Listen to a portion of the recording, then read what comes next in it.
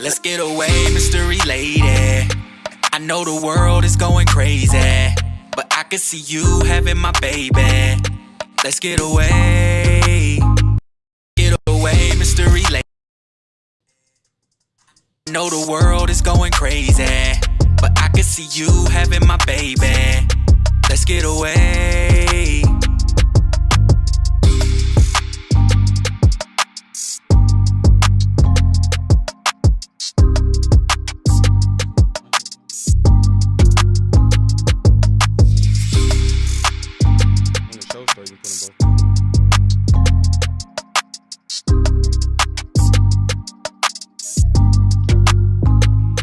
Let's get away, mystery lady. I know the world is going crazy, but I can see you having my baby. Let's get away. Let's get away, mystery lady. I know the world is going crazy. I can see you having my baby. Let's get away. Let's get away, mystery lady. I know the world is going crazy.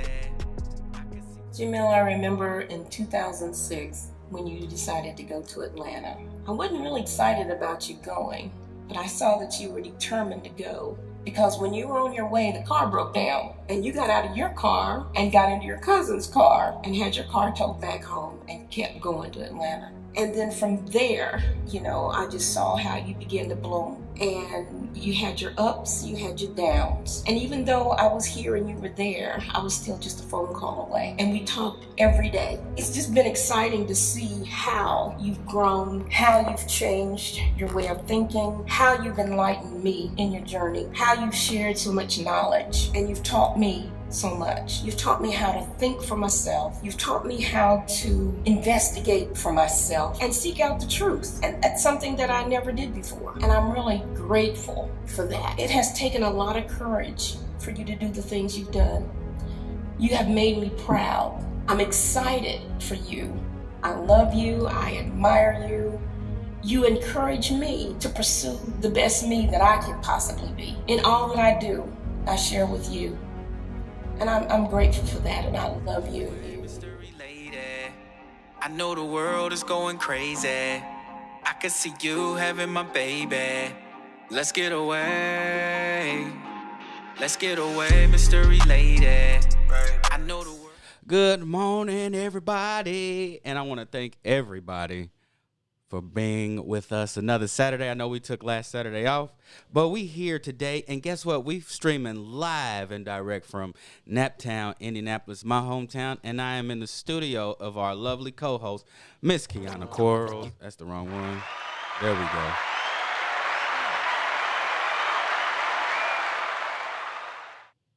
You can talk. Oh, okay. You just sitting there grinning like, yes. Good morning, Carolyn, and good morning, Cuzzo. I appreciate the birthday wishes. I appreciate it. Last night I celebrated my birthday like a grown man should be, and that was in the house and quiet. I didn't have. People like, what you gonna do for your birthday? I sit down. Have you been outside of this place? It is freezing in. Listen, why are y'all still living here? I asked. Let me not. I digress. I was coming to this place this morning, and there were birds here. Why are birds still in Indianapolis? I think somewhere around the line, they got confused. So I think the weather confused them on a regular in Indianapolis. They don't know when and where to go. They didn't get the memo from the geese that be at the ponds. They be like, listen, we got to go down to Florida. Y'all coming? If you drive, sometimes the geese is confused too. You see some of them still on frozen lakes and ponds in the apartment complexes. They be just as confused as everybody else. They like, where's the juice? Yes. You gotta talk directly. Okay. Yeah. Where's the juice? Red, black, green, cuzzo. You know that's what it is. What's up, Denise? Thank you. I appreciate the happy. Man, y'all just love that. Thank you. Send me some money for the birthday. No, I'm just playing. It's your birthday. One time for the. I thought that's what it was. That's why I stopped. I was like, don't worry about it. I'm not about to start twerking. Although I do. No, I'm just playing. Listen, Where is Dre when you need him?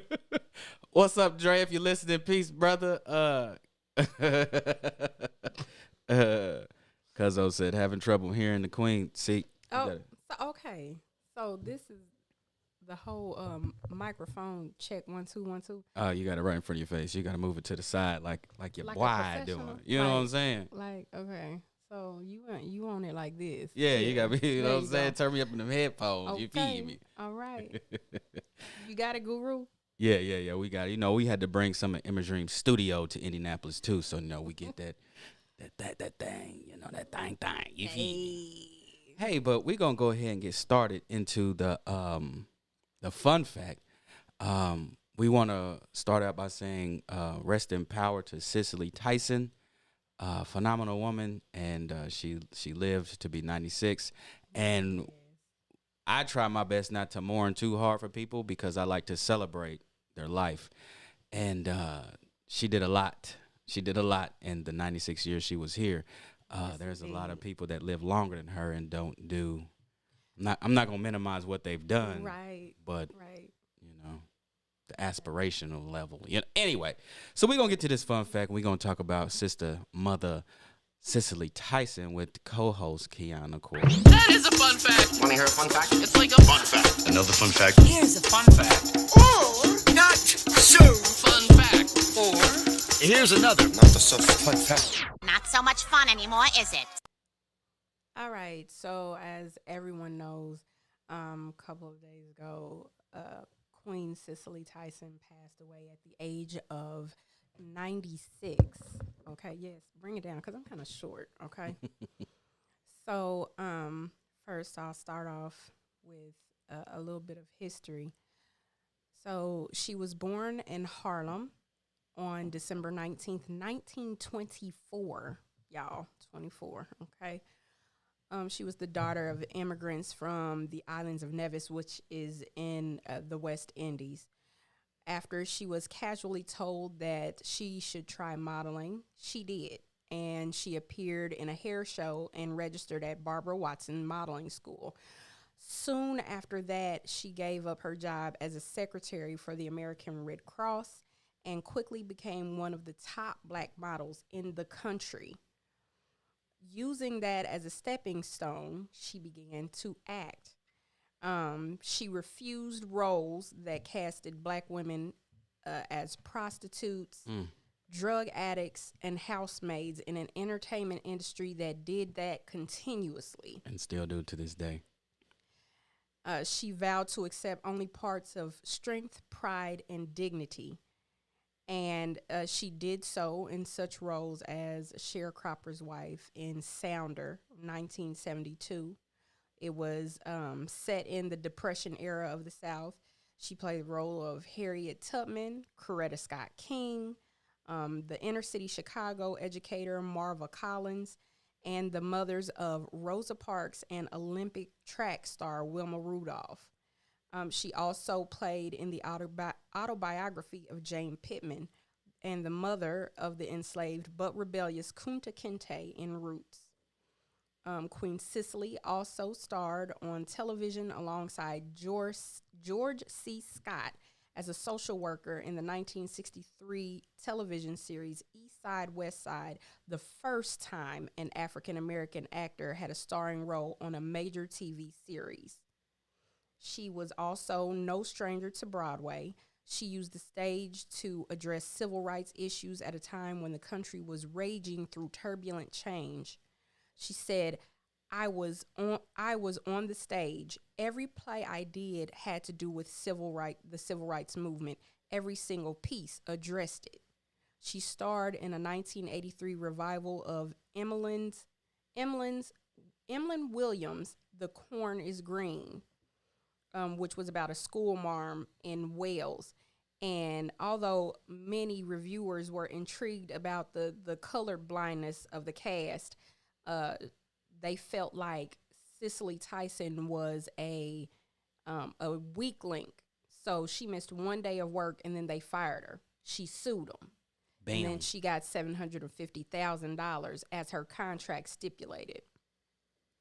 At 89 years old, in 2013, she received a Tony Award for her Broadway performance as a spirited widow in The Trip to Bountiful. Then in 2015, she returned to Broadway alongside James Earl Jones in The Gin Game. She was awarded the Presidential Medal of Freedom, which is the nation's highest civilian honor. And she revolutionized the Black woman movement and became an icon with her beautiful dark skin and wearing her natural hair on screen, as well as for addressing colorism in Hollywood. For all these things and much more, she will never be forgotten.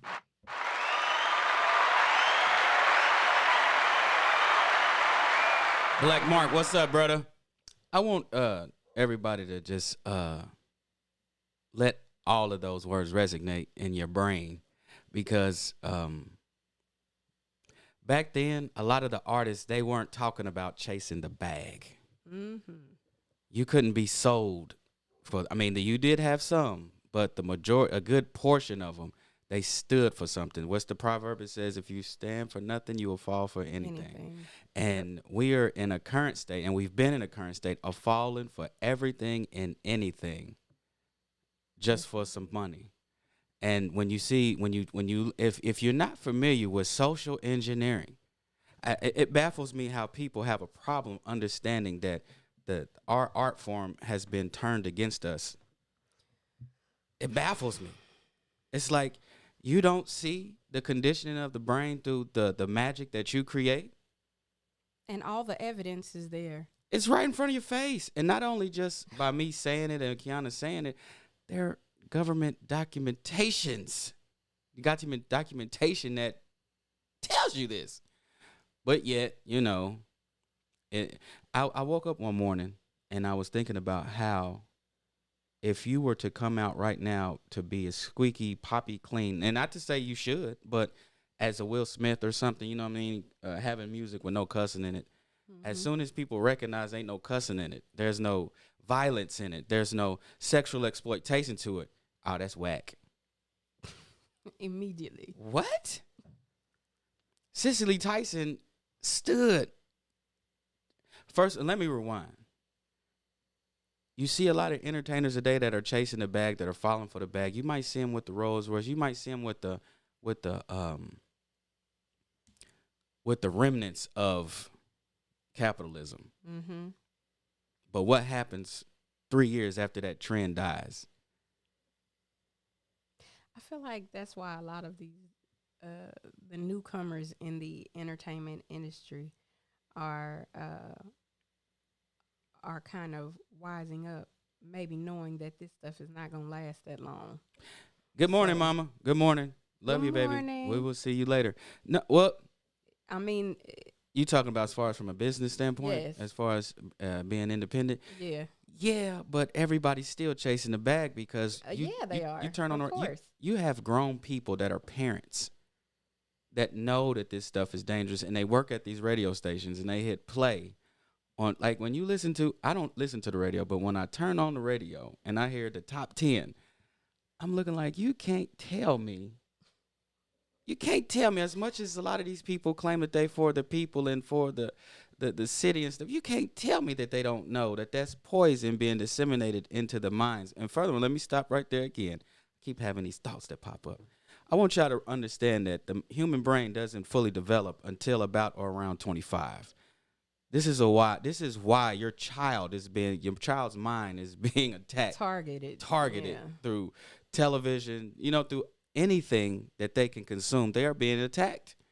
And you as the parent, by not knowing, which is the definition of ignorance, you're participating in it.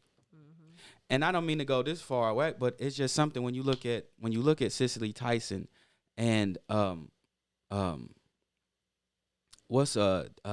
just watched a documentary. We talked about it last year. The couple. Ooh. The couple. Yes, Davis, what's his name? The man and woman couple. The guy died before the woman. You talking about in real life? Okay. Like they were a couple that were actors and actresses. Not Ollie Davis. Shoot. Good morning, Shishi. Um, Listen, I don't remember. I'll get back to it. But Yes. anyway, you had a lot of your entertainers back there that stood for something. Yeah. We not standing for nothing. And they get mad when you say, I don't want to hear this.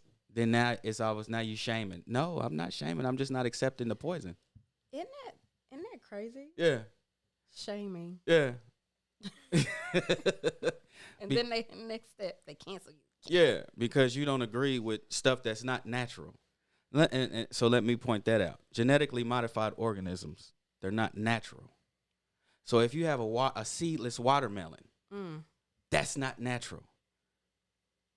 Nature does not produce itself to not reproduce itself. So if you're part of this, there's all types of trends that's moving, and it's stuff that's counterproductive. Yes. And when you get back, there's science tied into it. There's science tied. The music, the food, the television, all this stuff is science. But because we're not taught science, we're not taught psychology. We're not taught a lot of. You're not even taught finance. You're not.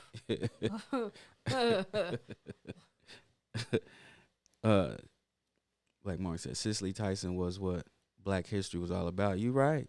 Ruby D, my mama, Ruby D. That's what I'm talking about. Thank you, mama. You be listening to me. Yeah. Kiana don't. I've been with her on this show for about a year, and I'm trying. I was talking to my mama's like, Ruby D, that's what you talking about?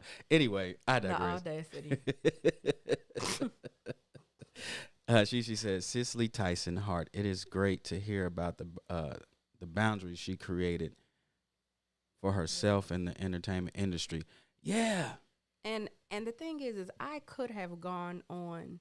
I would still be talking. Her repertoire is so vast. Like she has, of such a large resume of what she's done throughout her span of living and being an entertainer. I was looking at all those things when I was taking my notes and everything, and I was like, man, I can't list all of it. Like this we still be wild. going. Yeah. But that's the difference between somebody. See, Denzel said in this, there was a interview that Denzel did, and Denzel said, your life, like whether it's your career or just life period, it's going to be based around your nose. Not this, but the nose. Not the yeses, but the no's. Because when you're in all these different sectors of this existence, here goes some money. Say yourself out. No. Didn't get him right there. Here go a car. Say yourself out. The people that say no, they creating a legacy. It might be subtle or it might not be subtle, but it's a legacy. Denzel Washington's created a legacy. Chad Bosewick created a legacy. These three people, that was 4 or 5 people. Ruby D, what's Ruby D's husband name? Something Davis. Listen. I just woke up and it's cold outside. Mama Harley, what was his name? Oh, so you don't know either. Good. No, So it's don't. not just me. But it's amazing when you compare and contrast to where you got the money, but where's the dignity? Where's the respect and then The integrity, but overall, where is your power? You've given it away for merchandise. You've given it away for retail. Ozzie Davis, that's what it is. Yeah, see, 2 people, yeah, Mama and Carolyn, they got it. Appreciate y'all. Ozzie Davis. These people, you can't erase them from the history books. You can try. But they works will supersede anybody that you know today that will willingly exploit themselves. And then as it pertains to the music, they'll say, well, they just kids. And I'm like, but Tupac was a child. Right. Nas was a child when his album came out.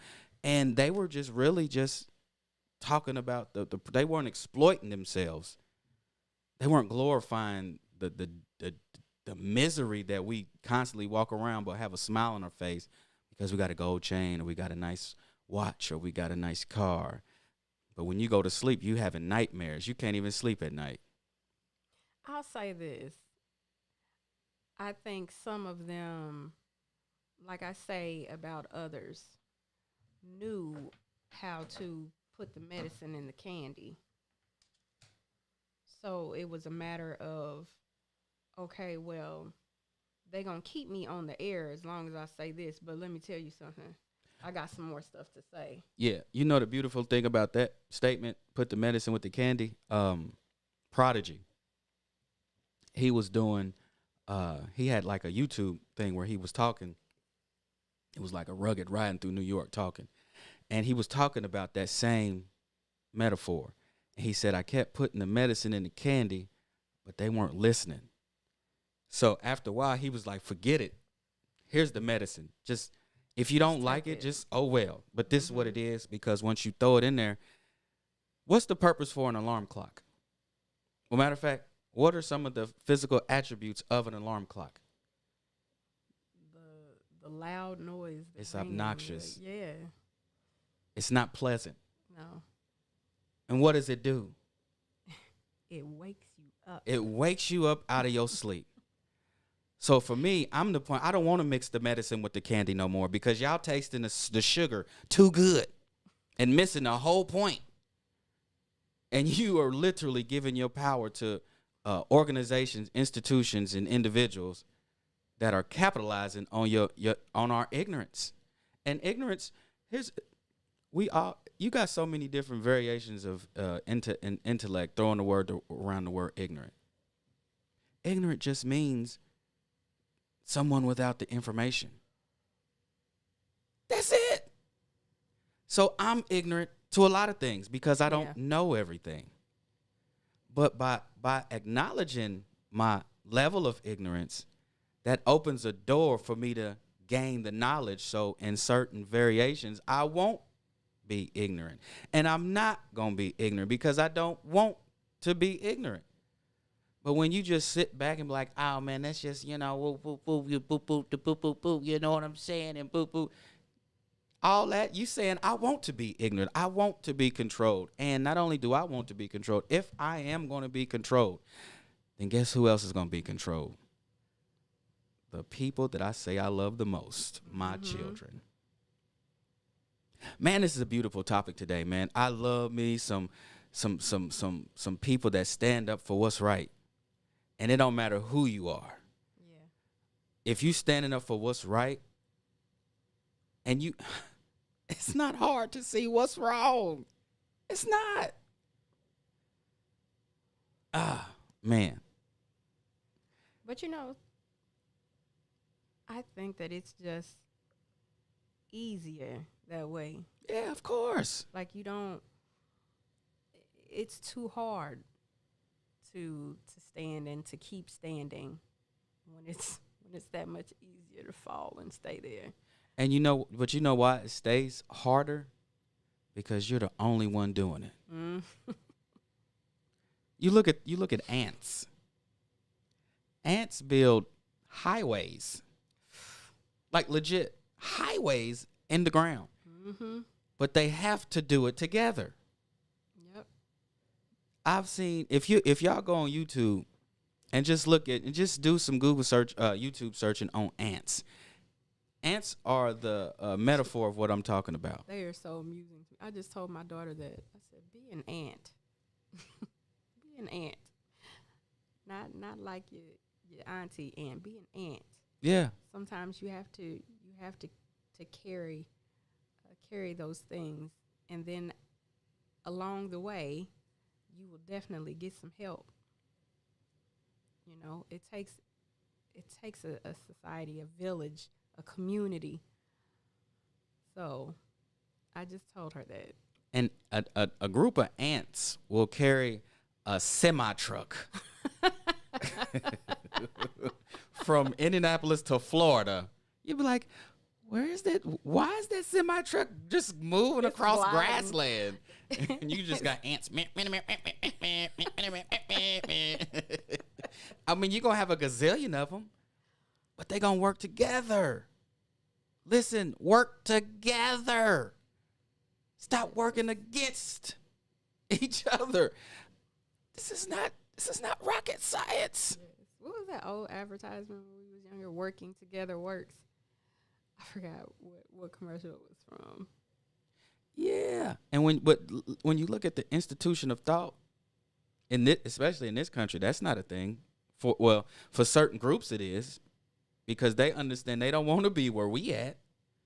But when you go into our institutions of thought, we've adopted this me, me, me, me, me, me, me, me, me, me, me, me, me, me, a do a do me, me, a do a do me. Did you just turn that into a jazz song? I started scatting and everything. It began to me, me, me, me. And it's like, but why? You're not going to. I was in a comedy troupe in Atlanta when I first moved there. It was like 2000. I moved there in 06. I met with a good friend, Mia Jackson. She introduced me to Alex Gardner. Then we got introduced to Landry, Carlos Simmons. We put our collective magic together. And then the ones that had the ideas, the grand ideas, people like me, I just played my role because I was new to this. They live in Atlanta. That's what they see. I'm coming from Indiana. We don't really see that. So I just played my role. And I'm just starting to see things come together. Then we created Class Clowns. Mm-hmm. I think that was an LLC, Class Clowns. And then we started putting together sketches. And then we filmed a pilot for a television show. We didn't finish it because we were so young and immature and things started happening, so we dispersed. We broke up. But when you look back at the things we accomplished by working as a unit, we could have been the next In Living Color. Yeah. Nobody was really doing that on YouTube at that time. And we had two networks that wanted to see the finished product of the two, was it 2 seasons or 1 season of the pilot? From there, and this is dealing with the arts, you get into the umph of what it is to be an entertainer, and you find that entertainers are where they're at as a collective because they don't work together. You're going to have somebody that's in there that's going to try to steal something, stab something, take the shine away, be jealous, not supportive, and always wanted to go back on me, me, me, me, me, me, me, shoo-doo-ba-doo, me. And it's like, when you look at, and I know I'm going all over the place, but this Cicely Tyson has really inspired me this morning to stay on my square. Yes. When you look at specifically the comedy industry, because that's where I come from, we have been conditioned to think that we need the comedy clubs. How do you need the compartment when you are the commodity? Especially when you can make your own compartment. Bernie Mac did comedy on the trains. So what I'm talking about is removing your desire to give your power to institutions that treat you unfairly. Because when you talk to people in all these different sectors of entertainment, especially the ones that aren't the golden children, they will point out the injustices, the racism, and all this other stuff, but keep pushing because they seen their counterparts make it. And even those counterparts behind the scene, they'll be pointing out different stuff, but they're not going to mess up that check. Mm-hmm. Yes. Look at football. We dominate football, 90-some percent? And we don't own any football teams, and it's not because we can't afford it. It's because we're not voted in to be owners. But yet we still keep funneling ourselves into this institution. I talk about that a lot in the arts realm because I am a visual artist, and it even happens in that too. Right now, we are hot. Even though we've always been, we are hot. We draw, we paint, we do graffiti, we sculpt, we are amazing when it comes to creating. And when everything happened, when everything began happening with the riots and everything, we became more noticed and then more marketable because everybody had their eye on us at the time, because what were we doing? We were expressing our truth. Excuse me. We were expressing our truths through the arts, through the spoken word, performing arts. We were just, I'm not going to say coming out of nowhere, because a lot of us have been doing this for ages. But they, like, these cities started getting money off of us. Like, money. And when I say, like, I mean millions, only for them to turn around and give us scraps to create murals and things of that nature. And, you know, for so long, I've been like, just like what you said, we are the commodity. Why is it that we can't stick together and create something just phenomenal for ourselves? Like an arts committee greater. I was told once it's because they have the money. And I get that. But when we get the money, we still have the opportunity to put it into us. But we don't. So what you have to do is you have to turn back around and put your hand out again. And say, okay, well, you gave me that money. Now what do I need to do for the next Give me some bit more. of money? Yeah. Oh, you want me to do another black piece for this. And then you're going to put my face on the front of something, and then you're going to give me some more money. And then, you know what I mean? But that's a way to climb. But you climb and then you don't reach down. Like Issa Rae said something in an interview once before, and she said something about, you know, a lot of people when they get to a certain level of success, instead they continue to reach up for the, you know, who's higher than me. Yeah. Let me get into their circle, instead of reaching down and saying, you know, hey, I know you've been working on doing this for a long time with your camera work and so on and so. Let me hey, come over here, you help me.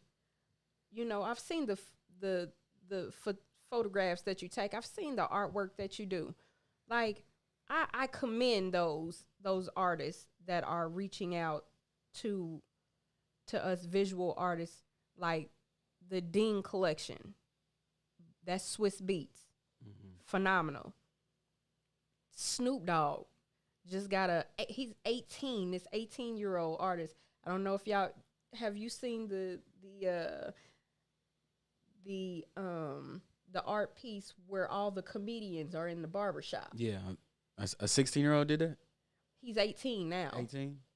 So It's pretty dope. yes. So he just did some cover art for Snoop. I Want to Thank Me. Oh, when he did that. So yeah, when he so got his it's star a on it. round table of Snoop, just like the different versions of Snoop, just talking to himself and giving himself counsel. And I thought that was so dope. You know, like it just happens all the time. And I don't know if we would be in the field of entertainment or what have you, but I just think that we could do so much better and so much more. Well, let's take a step back. together. And I often say this phrase when I'm talking. Dr. Wayne Dyer, if you haven't heard of him, look him up right now. He's a phenomenal person. He passed in 2015, but get his book, Your Erroneous Zones. But in that book, a phrase that I've taken with me since reading was, when you change the way you look at things, the things you look at change. So we keep the narrative that we don't have money is constantly pushed down to us, and we listen to it because we look at it in a certain way where we can see that that's right. Like, yeah, we don't have money. But take a step back. If it's projected already that we spend $2.5 trillion, who don't have money? That's enough for another country. We spend more money than everybody, but yet we don't have money to do it. So we keep going to institutions to, hey, take some of this essence and give me a couple of dollars for it. Mm-hmm. When in fact, when you can be like, no, I'm good. I'm working with Kiana. I'm working with Buddy. And we going to work together to get this. And then you can pay us for a fraction of this so that you cannot own it. We're the owners. But now we create it and we can barely lease it. We could lease it, and then we're going to get triple charged for it. The same thing that these other countries do to these other countries to keep them poor, that keeps them dependent on them. This is not rocket science. How are you the ones that create everything that's marketable? But when it comes to the ownership of it, it's not you. You just constantly give stuff away. So we have the money to do all of this. But you have to change the way you look at things so the things you look at can change. We have to be more focused with power and control over ourselves. And that means everything else that comes from who we are, who we've been, who we're going to be. I was at the barbershop the other day, and I was talking to the barber. Shout out to Gino. What's out? And we had a conversation about finance and, different social issues. And I was breaking it down how a lot of our problem looks like we created it. Mm-hmm. But when you get into social science, follow the money. And you'll see the mastermind in the background on the keyboard like, we got all that. And then let's pay this person to push this narrative out to the masses so they can accept it from themselves. Even though we was the puppet master, I was the puppet master, this organization was the puppet master, this institution was the puppet master. Man. Tasha says, good book. Yeah, that is a good book. I want everybody to read. That is a good book. Good book. Get that book. Carolyn says, interesting. Would you say that there's definitely a crab syndrome in the comedy industry? It's in life. This is how we are taught.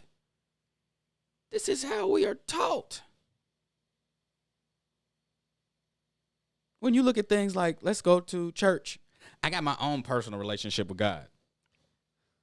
That's a way to diffuse what's happened to the people.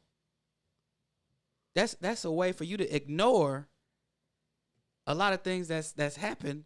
So, somebody told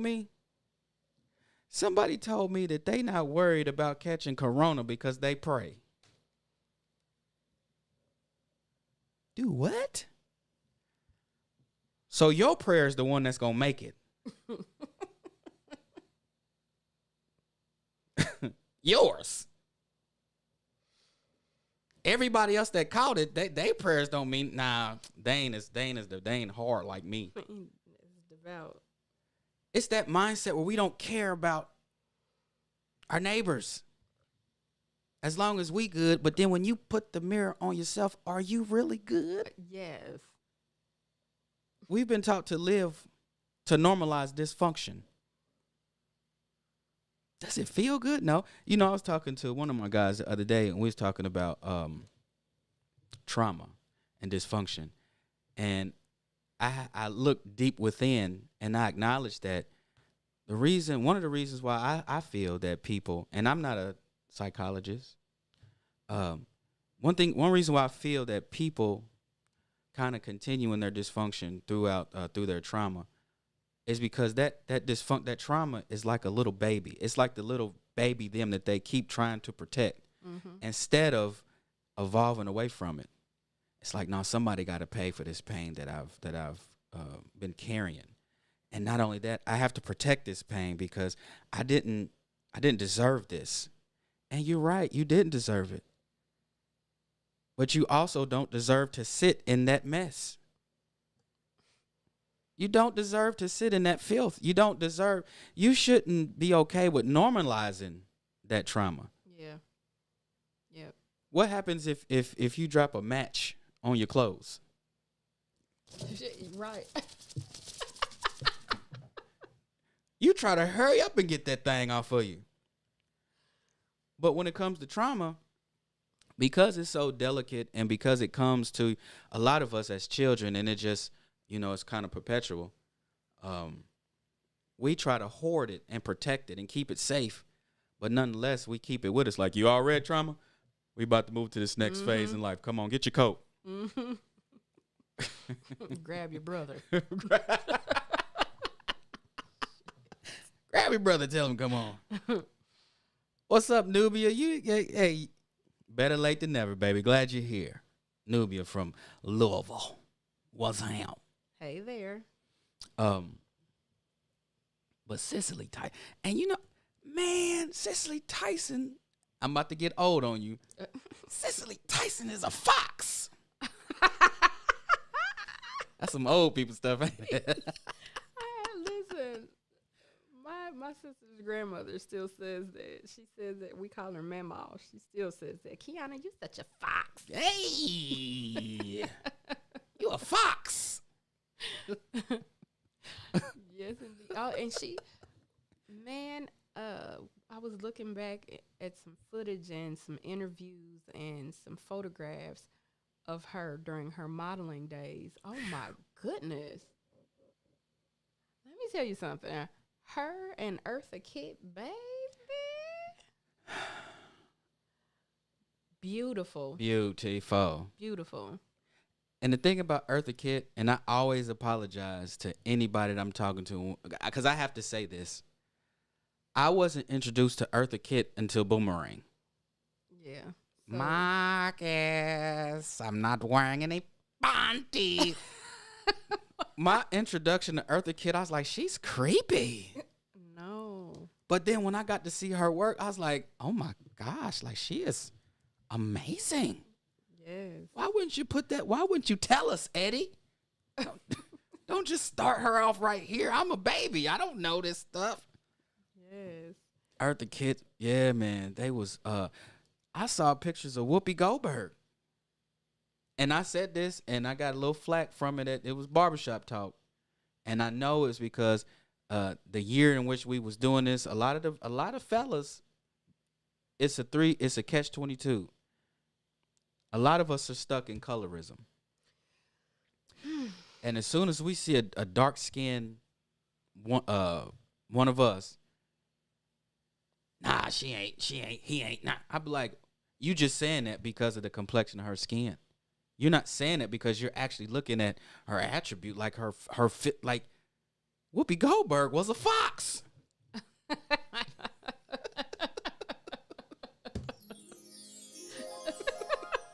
Yeah, I said it. Whoopi Goldberg was a fox. She ain't had no eyebrows though. I digress. Come on, we're gonna keep on going. You see, you just let the devil use you. You see that? That had nothing to do with colorism. That had nothing to do with colorism though. She ain't had no eyebrows though, so we gonna go move forward. It took my mama to she the one who schooled me on that. I was like, dang, she showed down. But did she cut them off? I don't know. I think she did. I don't know. I've never heard of a disease that just attacks the eyebrows. Like if you don't have hair, it's just the whole shebang bang. Right, but I don't know. But they came up in that time where it was the thing where women would take their eyebrows off and then draw it back on. Yeah. I got a really good friend, and well, let me stop. Yes. Cause you was getting ready to take somebody. Somebody under that bus, baby. Yes, what's up, Cuckoo? What's up? I'm in your city, brethren. Dang, I appreciate you, little David. So there was a trend where women were getting eyebrows tattooed on them. And I was like, you sure you want to do that? Because I mean, in the 70s, the trend was to cut your eyebrows off and then draw them back on. And then when I was coming up in my teens, in my early 20s, the women were getting them really slim with the thread from the Indian that's eyebrow. thing too, yeah. But now, Threaded. now the eyebrows look like 747 wings. So I'm like, do you really want a tattoo? Because they gonna change again.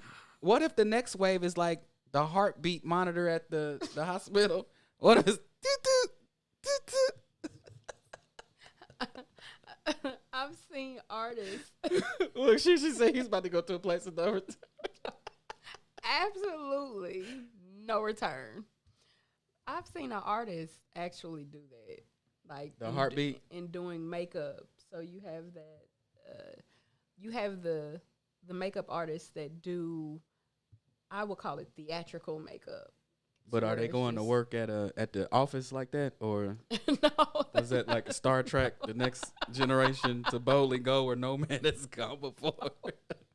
I'm sorry, ladies. I'm sorry. No, but I don't think that'll ever be a thing. Now, will it be a thing like for going out and stuff like that, where you have? Girl, where'd you get them heartbeat lashes from? Beep, beep, beep, beep, beep, beep. Up the street, girl. I'm glad men. Never mind, because now we gluing locks in our heads. So I was about to say, I'm glad we don't do stuff like that. Yes. Listen, I just seen a man today on Instagram. He was thinning. You know, you got the cowlicks right here. That's what my mama call them, cowlicks. So it's just in the corners of your head. So he took some, I don't know what kind of. He just. It looked like it was a seasoning. It's called fibers. Seasoning. Yeah. Fellas, stop putting seasoning on your heads, okay? Stop putting that Black Lowry's on your joint. That's what it looked like. He just put tap, sprinkle. Yeah, that's called fibers. Okay, so he put some fibers in the corners, and then he took some foundation, and he created a whole line out of foundation, and then he faded it. You know, that's a whole science project. He blended it in, and then he sprayed that joint. And then after, he had like a perfect line. It was a perfect line. And he went to the club and was bougie. He probably drank his drink with his pinky out. Thank you, Christina. I appreciate you, baby. Hope y'all warm up down there in Georgia, because it's cold up here. Yeah, these are turning into special effects. The hair game. Somebody's going to start, mark my words, something's going to happen, and people going to go to the barbershop and beauty salon, and they going to have that sparkle. Like when they walk by, you going to hear this, but you going to see the glitter. How'd you do that? It's in my eyebrows, girl. Like we doing a whole bunch. Like somebody going to turn into Worf from Star Trek. Wait, let me get that Worf fade with extra wrinkles. You know what? Let's take a break. I'm about to call Coach. We got to get Coach in here and get everybody going forward with this love. Let me get. Oh my gosh. I'm not ready. Let me see. Is that connected? Boom, that is connected. Coach, well, let's see where he at. I hope he awake.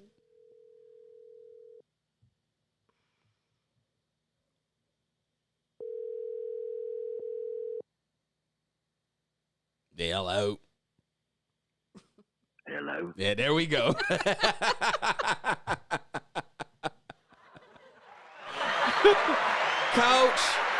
Willie Earl, ladies and gentlemen. Good morning, brother. Sound like you still asleep.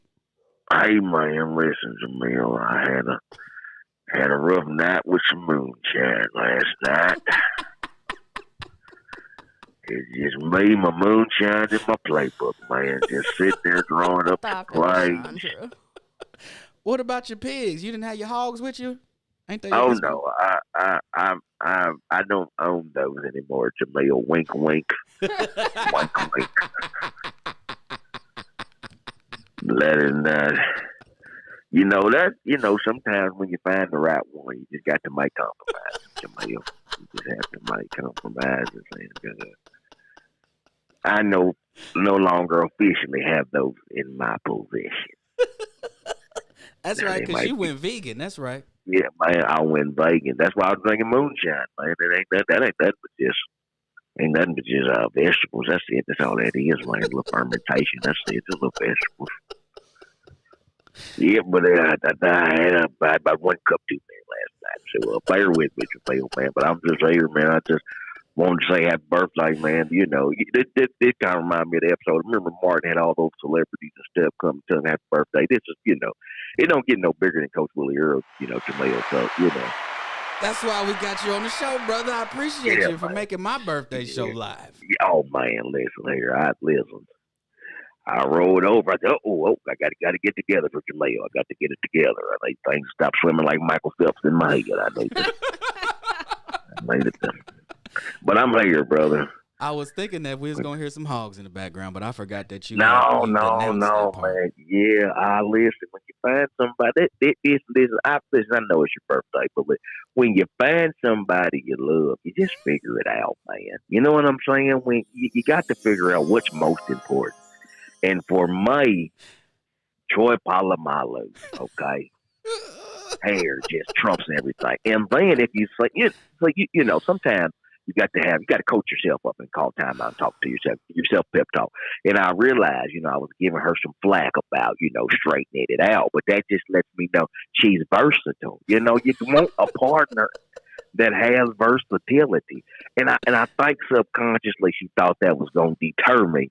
But I took those lemons, and I just made me lemon moonshine with it. That's it. Why does that sound delicious and disgusting at the same time? It just depends on the time of the day. It really does. Morning time around breakfast is pretty good, I don't drink mimosas. I drink my lemon moonshine, okay? About midway through the day, get a little heavy on you is all I'm saying. That's all I'm saying, bro. All right, Coach. Thank you, Tanisha. What love advice you got for us going forward in this nice winter season? I know Valentine's Day.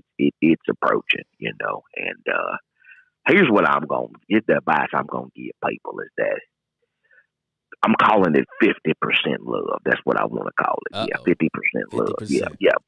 Yeah. And this is applicable to like Christmas, Valentine's Day, anything of that nature. Like, don't put that pressure on yourself, okay? For 50% off, you can celebrate the next day. You know what I'm saying? That box of candy gonna be 50% off on the 15th, okay? Okay, Yeah. all kinds of sales on the 26th, and we don't, for the Christian community, we don't even know when Jesus was really born. You know what I'm saying? So for half off, you might as well just off 50% love. Listen, stop putting so much pressure on yourself or the relationship. Y'all been together all year long.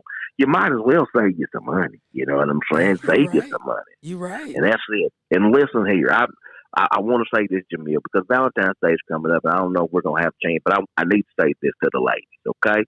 Mm-hmm. When you drive a car, okay, you ain't never drove no car without no seatbelt, no steering wheel, okay? Okay, those are called features. That just comes with the situation, okay? Right. So this Valentine's Day, ladies, don't offer that man features, okay? Don't offer him something that he can get 364 days out the week, okay? Do not do that. Don't try to put a bow on it or a ribbon on it, okay?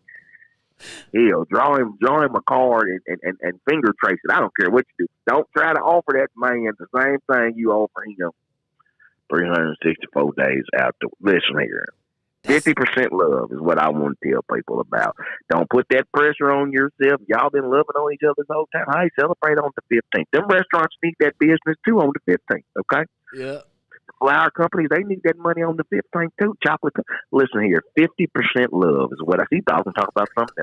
50% love on those holidays, those commercialized days of love and expression. Don't stress yourself. Just wait till the next day and celebrate and save you some money. You know Hey, what? I'm saving relationships $1 at a time. The Dollar General Love Doctor. So, Yes. why? I'm gonna say this too, Jamil. This is important, ladies. This is for you too. If you did not hear from that young fella you've been dating on the 14th, he texts you "Good morning, beautiful" on the 15th. That just lets you know what role on the team you play. That's just that right there. If you were wondering who you were, then that right there tells you. And it's okay. It's okay. Everybody needs people to come off the bench. Okay, all right. Even Michael Jordan had to have substitutes from time to time. Okay, there's nothing wrong with being, but you didn't hear from him on the 14th. And you get a text about 8:17 on the 15th in the morning.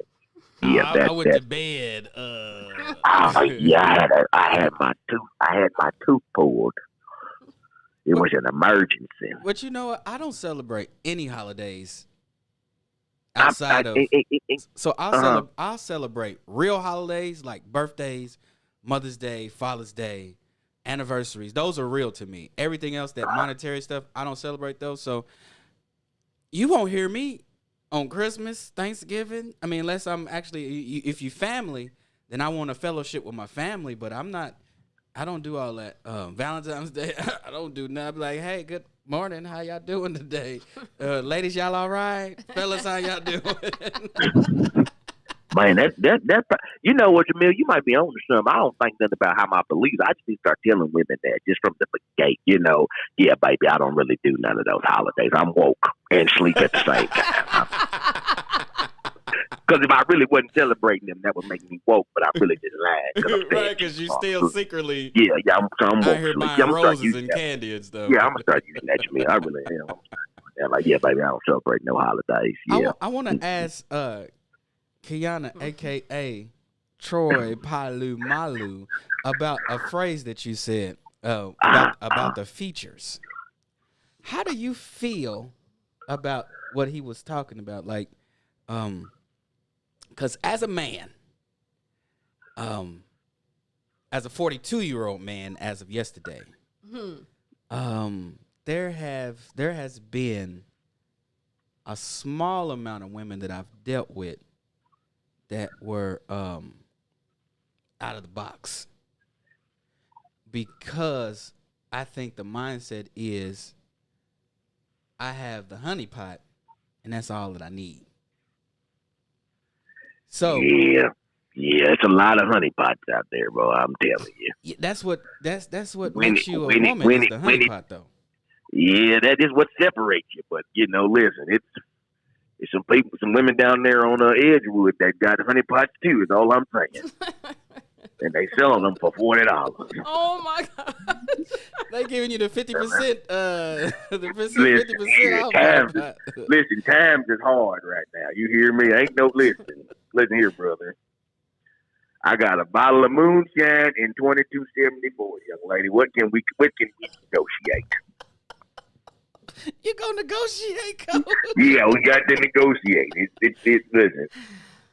I need them pandemic prices.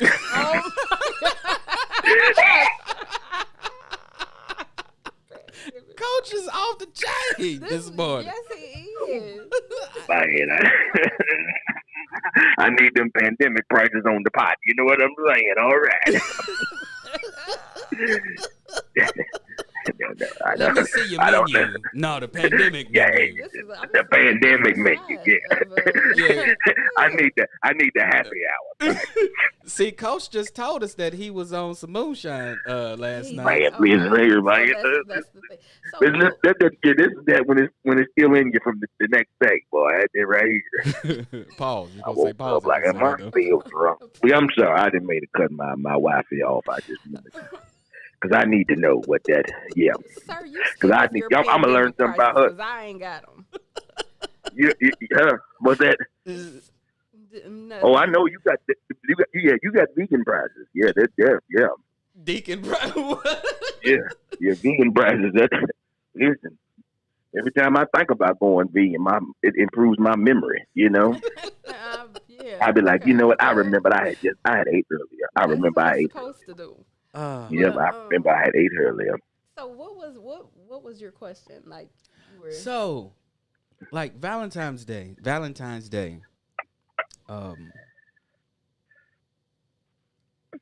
from my perspective, it's mainly what's the man going to get the woman? Is the man going to get the woman these diamonds? Is the man going to take the woman to dinner? And I know that there are women that do the same thing too. But it's almost like when you go to the clubs, ladies, you get in free all day long. We got to pay for your entry fee though, because we going to get charged $20 to $40. So they going to get their money. It's coming from us. So on holidays like that, which I don't know the last time I did participate in that, but it seems like and I could be off, but let's say it seems like the men have been conditioned to go overboard and beyond. And maybe it's because a lot of us fuck up throughout the year, and we be like, well, this is save me having 3 kids outside. Let me get you a new car. I don't know. What's your take on that? Well, I'm I up think to that being wrong. No. Like, now, the younger me would have been combative over that. But the older me, the me that I am now. The seasoned. Yeah, the the Lawry's over here. I would agree. Yeah. I would agree. And I talk to my daughters about a lot. And we had this discussion because they are teenagers. I have 2 teenage girls, and they are wanting that whole Valentine's. You know, when you was in high school, you get the Get to cards walk around with a box of flowers and cards. Where's your books at? I don't know. Yeah. So, you know, they're wanting to experience that, but and I get that. But at the end of the day, when you get older, it is the relationship in its entirety. Yeah. That counts. And I'm learning, I've been learning that it is kind of rough to put that type of pressure on a man to be like, hey, you know, you need to, I'm hoping to get this, that, and the other for Valentine's Day. And I'm going to give you a little bit of something at the end of the night. That you always get at every or end I'm of the gonna night cook, anyway. or I'm gonna cook you a special dinner. This is something I do for you after work. But I mean, as I get older, I'm just like, I'm not getting ready to. That it's the same thing with all of these. It all stems back to consumerism and capitalism to me. Like if like for Christmas, for all of these holidays, if you've been showing me love, like my mama, for instance, she's been showing me love all year round. We got a shelter, we got clothes, we got this, we got that, we got everything that we need. And then it's just this one holiday that you about to go broke. Yeah, in order to prove that you love me. Mm-hmm. Like, not the fact that you just fed me and clothed me, paid the utilities. Right. That ain't where this PS5 at, mama. That's what's really gonna tell you. That's what's really gonna prove to me that you love me. Like, if you give me this ring, you give me this necklace, this tennis bracelet, you give me this whatever, that's going on this day. Mm-hmm. That's what's gonna prove to me that you really love me. Mm-hmm. And as I've gotten older, I've come to realize that it's not, you know what I mean? Like, shit, spice it up all throughout the year. Yeah. You ain't got to wait till one night to do it. Yeah, let Coach Willie Earl come over with one hog. Oh my gosh. But listen, I'm just trying to, because I'm listening to you, and I think that means that on February 14th, I'm going to at least have me some fried Yardbirds. Is that what you're trying to say? I feel as if I'm hearing correctly, that you cook all the time and you know the stuff. Yeah, but that ain't. But it's about my love. Yeah. I think you missed that. You missed that whole thing. You missed it. I just be listen, man. I just want to be right. I mean, I don't know what it is. You just said you ain't gonna cook what you regularly cook, so I just thought that meant okay. All right. No, you missed it. Well, listen. Can I just order? Can I just order some Popeyes in the box, and then we can listen. Let me give the chicken away to the homeless, and then I can just smell the box after I give the chicken away. Look, Can I Coach do gonna that? be like, here you go. I'm gonna be out here snorting like a like a drug addict. I'm huffing a chicken box. Put some hot sauce in the bottom of this box. Ooh, just like old times. Oh yeah, that would have been delicious right there. I could smell the grease on the left side of the box. That would have been so good. Oh man, it would have been so good. I would have smelled the grease. Man, it would have been so good, man. I tell you, man, I tell you. But would you mean? Listen, I listen. That's why she's special. That's why, fellas, that's mine. Listen, see how evolved she is in her thinking. That's See yours. how evolved. And listen, and mine.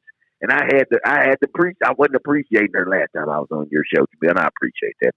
Her versatility and her thoughtfulness. Oh, they be thinking. Your thoughtfulness. You're gonna They get be him that thinking. box of Popeyes with the remnants. Man, that's what I 12 think. piece. That's something different now. That is something different, man. But don't this commercialization, man. This is crazy, man. Listen, here's the thing about it is, like, why ain't Valentine's Day like March 17th or something after my tax check done came in or something? You know, that would make more sense. After the tax check, you mean like everybody just gets some money? Because Man. some people's March 17th ain't good. They got to pay too much. Listen here, man. That's why Coach Willie Earl live low and off the grid. I'm not gonna let them get made. They don't know how much. Listen, I take money in coins and cash. That's it. You can pay me in a bag of Crown Royal coins. That's fine. That's fine. I spend all day drinking moonshine, sorting that out. But no, I don't need no paper trails. Well, listen, Coach, we always appreciate you here on the Jamil Hey, Harmon man, thanks Show. so much. But Jamil, happy birthday again, man. I really do appreciate you. Man, I appreciate. Man. Oh, and I didn't get to acknowledge your birthday. It was like 3 weeks ago, right? 2 weeks ago. 14th, yeah, that was the 14th. Yes, Yeah, sir. man, Right. my brother Aquarian, fellow Aquarian. Yeah, Happy man. belated. Thank you, baby. I appreciate you. Thank you you, know, baby. don't be on the show acting like you wasn't there for my birthday. Let's not do that. Let's not have the people out here thinking that we're not really together. Like, listen now. You're too much in character right now. Okay, listen. It's the cat's out the bag. People know about it. Okay. All of the Jamil Harlan Morton show verse. Your Facebook, his Facebook. Everybody. I'm about to put a picture. I'm about to post my picture on your page so everybody knows. Yeah, I'm gonna have my hat on and my whistle with no shirt on.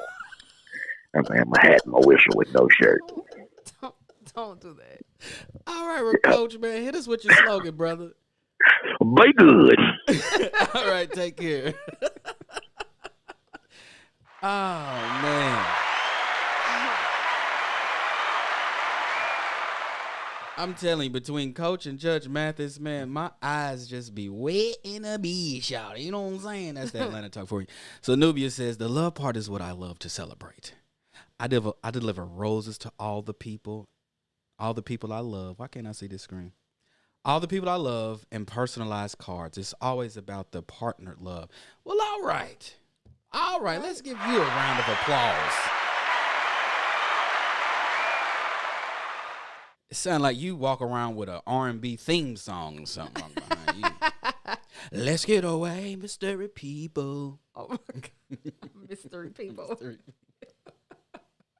You know I gotta insert my music into it. But yeah, that was Coach Willie Earl, everybody, and I want to thank him for coming through. He always comes through and shows that. You hear me? See, I knew it. She said she does. Yeah, I know it. So, Kiana, I am setting up to take interviews for my Now or Never episode today. And, of course, I need you to be there to be an interviewee because you have been a part of this movement. As a matter of fact, you were at the very beginning of this movement. And as a matter of fact, you're the one that told me in college. So, Yes, I did. hold on a second. What did he say? Ashandra Jean, I had to grab my. Let me get Coach off. So me and Kiana went to college together. Hold on, I got to Everard. Well, Zam. Happy Earth Strong King. That is my guy. Shout out to Everard Horn. That's my peoples. I will holler at you when I get back in town, brethren. So me and Kiana, we went to the same college together. I went to 3 colleges, but we went to the same one that I graduated from. And which is Indiana State University. you know I wasn't going to say it. He wasn't going to say No, it, but because they won't give me my email account back, so I'm not giving them no type of shouts out. How I give you all this money and I lose my password and you can't give me my password to get back into my email account? Well, won't they do that? They do. You got to be enrolled here. I was enrolled. Okay. Anyway, I digress. Mm-hmm. So we went to college together, and I went to school for information technology. And because of my cousin, who's, if you know us both, you would think he's older than me, but I'm actually older than him. He actually got into adulthood a lot sooner than me. He had a lot more. There you go. No. Okay. No, he had a lot more guidance in his life, and I'm talking about. I'm talking about David Holder. Okay. That's my cousin. He's been sort of a liaison to me in my life going forward. Like, he's been a great influence. So I got my first internship in the MIS Department of Clips Audio Technology because of David. He helped me get into there. And so I was in there, and that was my first taste of corporate America. And one of the, I'm not going to say his name, although I should, but one of the executives, he was a racist. And because I'm thinking that by being in corporate America, that I'm safe because of all the BS I had to deal with in the industrial sector, the manual labor and working in warehouses and factories. So I'm like, I'm safe now. I don't have to get dirty at work. I can come to work smelling good, and I can leave work smelling good, and I can work on computers because that's what I'm in school for. Find out that you're not running away from racism. So I came to a point where I was like, I don't necessarily know if I want to do this for the rest of my life. And so I was searching, trying to figure out what I want to do. And since a kid, I've always wanted to be an entrepreneur. I've always wanted to own my own business, but nobody around me knew how to start one. I grew up when there was no internet, people, so don't judge me.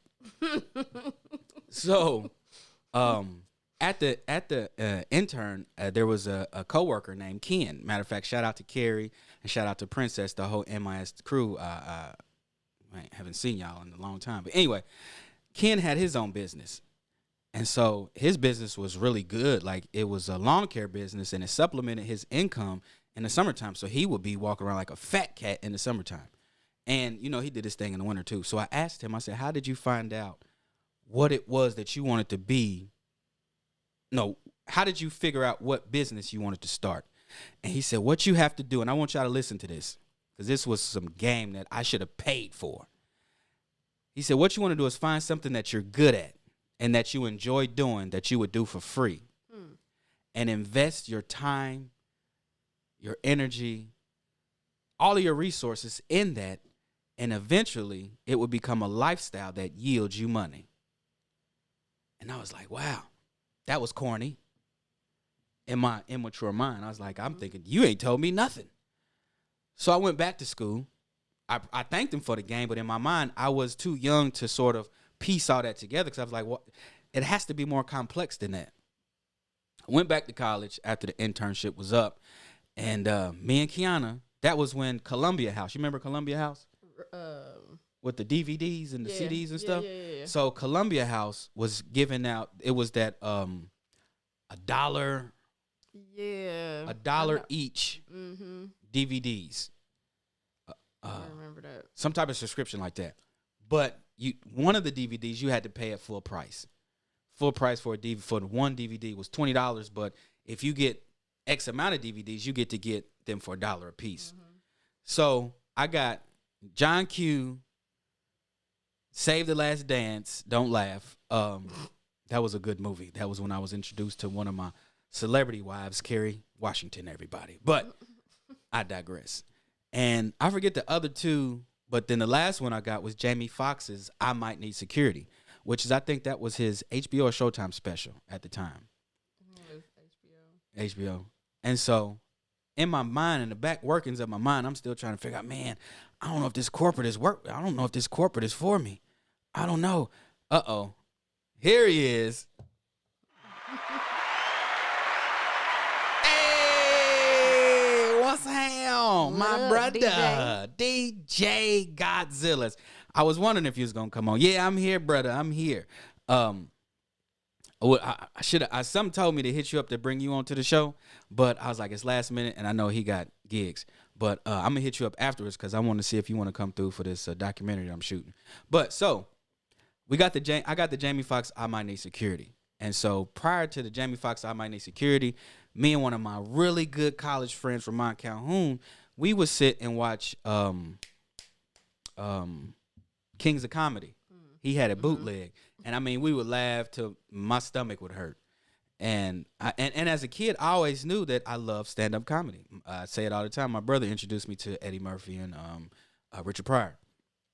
I was too shy that I was like, I would never be in the forefront of people doing that, but I love what it stood for. Plus, I come from a family full of I'm trying to find of underground comedians. And I'm talking about my mama. Somebody can fall and bust their head, and she'd be like, bless your heart, you all right? I'm just playing. She won't do like that. But we have a crazy sense of humor. Like, we laugh at stuff that sometimes you probably shouldn't laugh at. So I'm watching I Might Need Security, and I'm like, yo, that dude is good. And then he sings. I'm like, and he can sing. That's good. So then I told Kiana about it. You was pregnant, right, with Madison? Was I?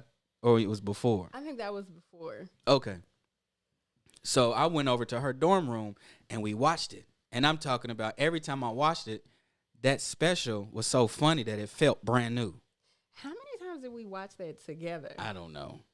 I don't even know how the DVD even worked after a while. Like, that mug should have just been burning, just smoke coming out and everything. But so I'm sitting there watching it with Kiana, and we dying laughing. And I had an epiphany, and I said, that's what I want to do when I graduate college. Let me chime in, because before that, Jamil, first of all, I think that stand-up comedy, I think that comedy period is healing. Mm-hmm. Like, it's not just funny, it's not just entertainment, it is healing. Mm-hmm. And when done right, yeah, when done right, absolutely. And during my college days, some days I was down a lot, and Jamil was a healer.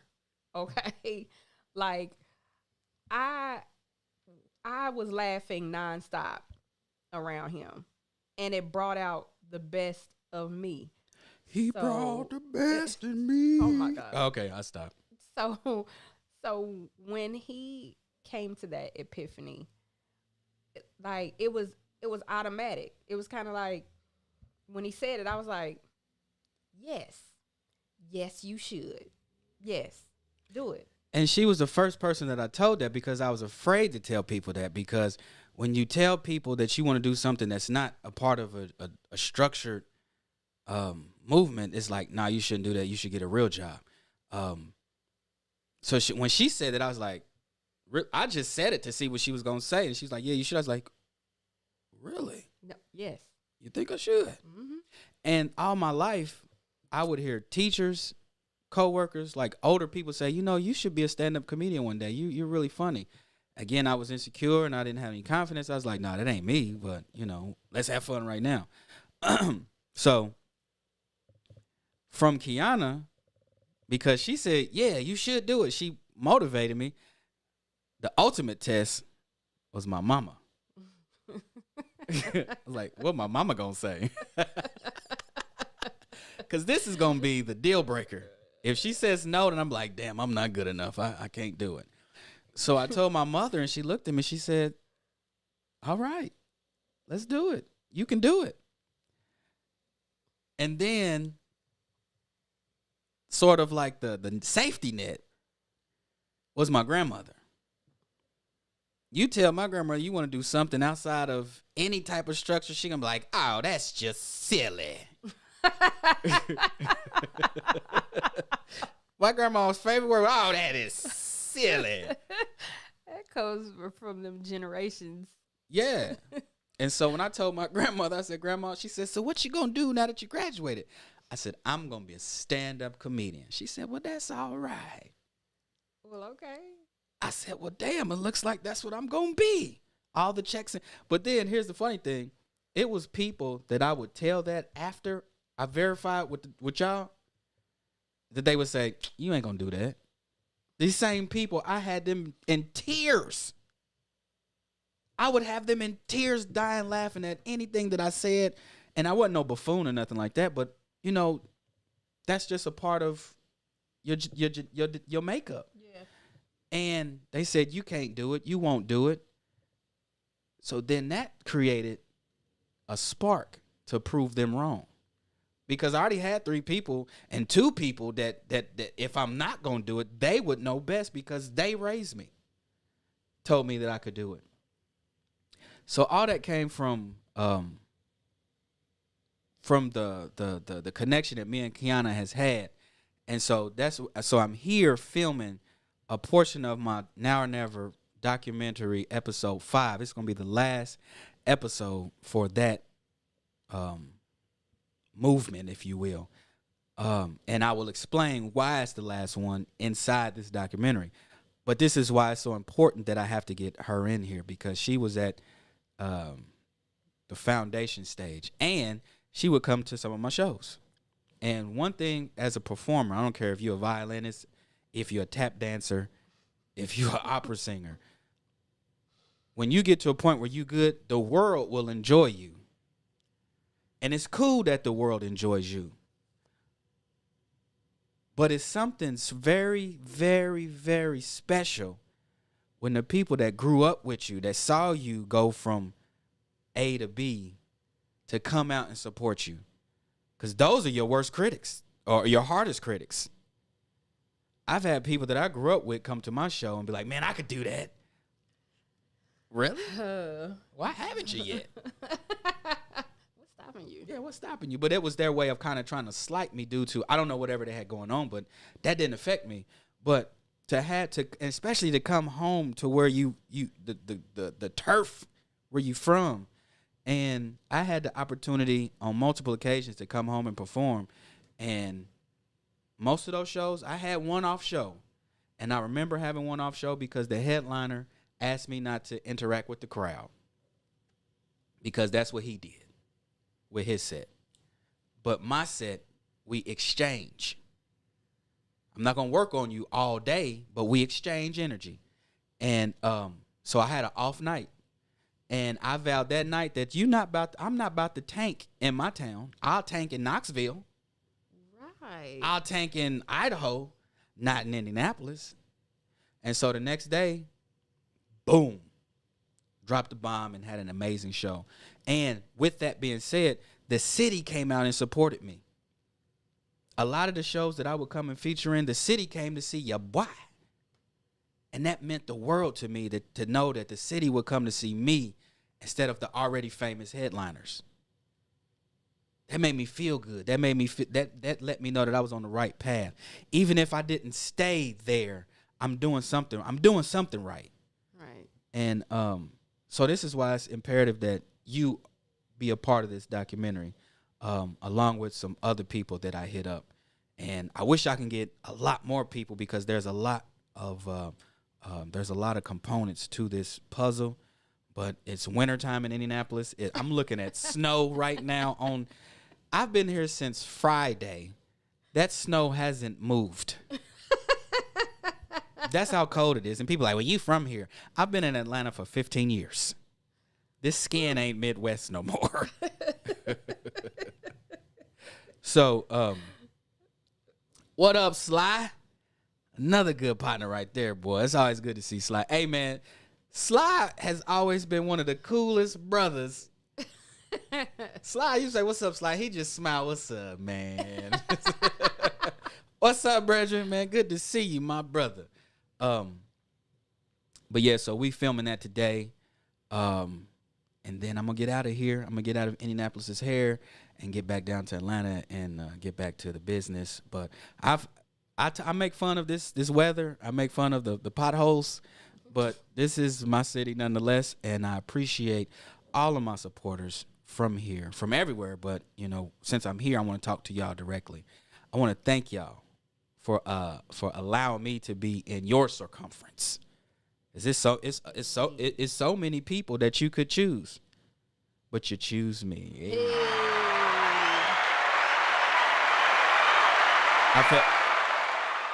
I felt like I should have followed that with a nice tune or something. Yeah. Sound like he's about to hate real quick though. So, do you have anything to say, Kiana, before we get off of this show this lovely morning? I would like to again follow up, just as everyone else has said this morning. Happy belated birthday.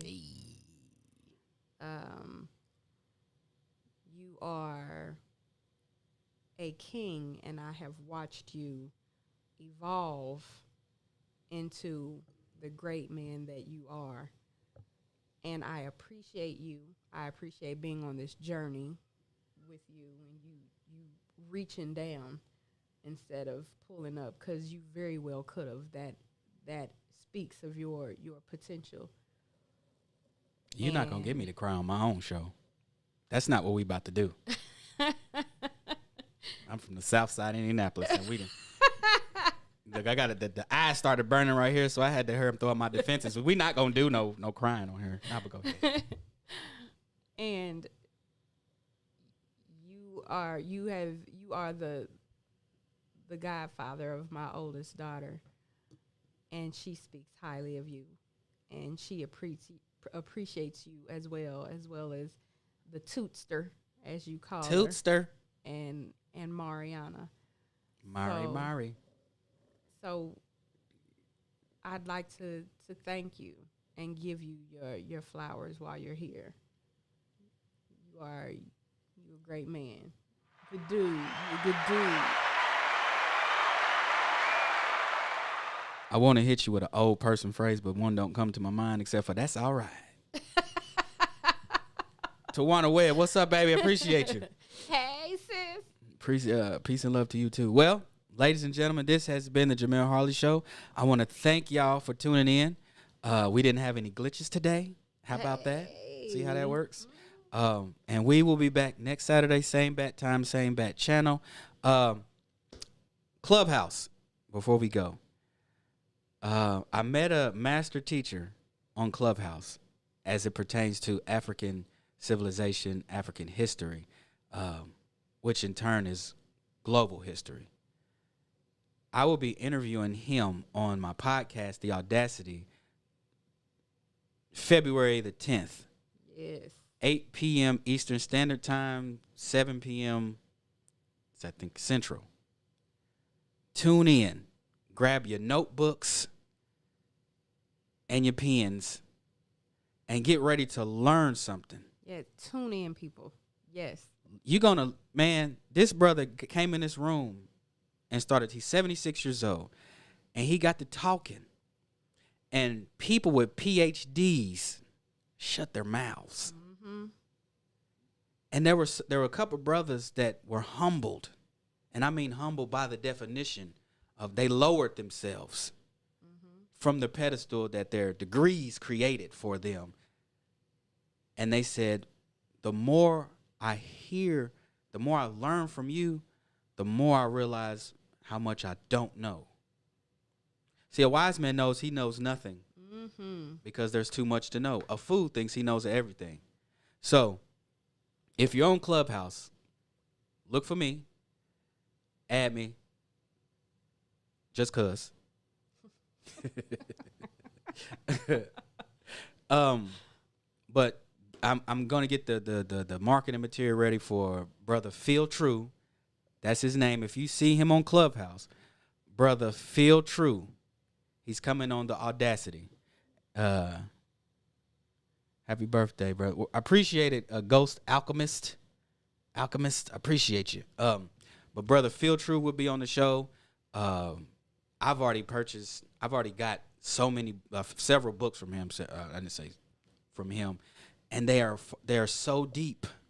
And this is information that's hidden from us in plain sight. So I want to urge you guys and gals to come on board, learn you something, so you can maneuver through this life a little bit better than what we've been doing. And that is the Jamel Harley Show. And thank y'all again. We'll catch y'all next week. You are now listening to the Jamel Harley Morning Show.